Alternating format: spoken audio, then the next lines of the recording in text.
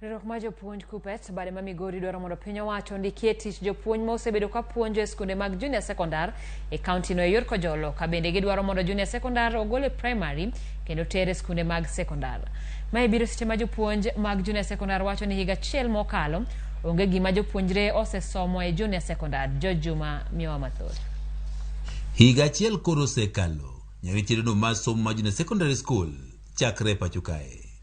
En somo mosekelo ng'ur mathoth ka kuom jonyuol, jopuonj kod ji mamoko e sekta mar somo. Kata bende jopuonje ma okuongo e bwo somo ni mar junior secondary school koro dhi e grade 8, jopuonj mapuonjogi wanye gima jopuonje koro somo e kinde mar higa achiel to koro onge. Higa achiel ni gima somo maduong' onge, wan mwapuonjo junior secondary ano mang'eyo. Onge gima duong' mag wasomo. I tend to teach history religion, but right now I'm teaching mathematics. And I want to tell people that I've already finished the syllabus. Koro wakwayo government mar Kenya mondo gi confirm the intern teachers kendo gimed jopuonj.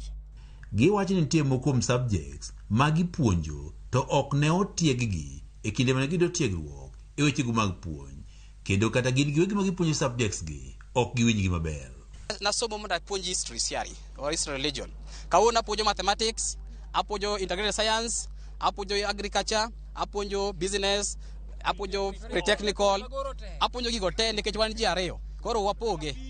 Kaka japuonj motrain ni mondo puonj English literature, kawuono apuonjo nyaka French, ipuonjo home science gi subjects mamoko mantiere kanyo. An kaka japuonj asomo noka bedo trend on. Koro bedo ni apuonjo nyathi gima right kata gima wrong, ok ang'eyo. Jopuonj bende wani kata gigego mag somo maoti kata laboratory be nyaka sani koro onge skundego.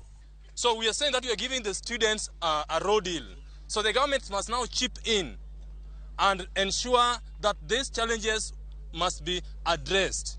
Giwacho ni kinde mar higa achiel piny owacho ketho mana seche mag jopuonjre mane odonjo e junior secondary school. Uketho ngima nyithindo ma ne junior secondary. Onge gima timre kacha maduong'. Goluru ginu tere kuma ber, ma resources nitie, ok wanya improvise laboratory. Ija improvise reagent nango.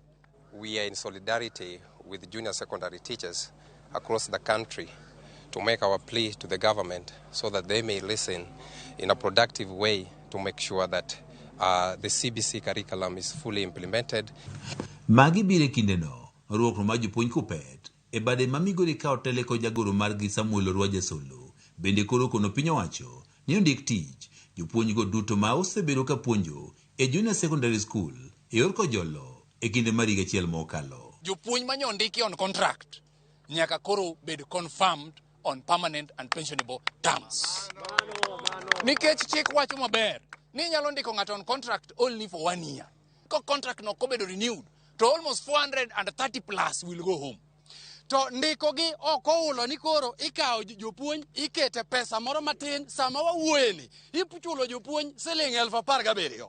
17,000 ni ema ng'ato dwani okombo got. KUPPET bende dwaro ni chenro mar somo mag junior secondary school koro gole skundego mag primary ka itero e skundego mag secondary. Kosa kaw JSS ikete primary school.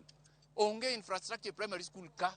Onge classes malonge primary school ka. Work environment ja ok chal mar jo secondary. Nikech adieri gima timore sani, jopuonj madi kony yore gi te learning areas 14 nitiere secondary school to gionge primary school sanyo. Jopuonj ma osebedo ka puonjo e junior secondary school e yor Kojolo wanyo gisebedo ka gitiyo matek, kata kamano omenda ma ichulogi to koro tin mokalo.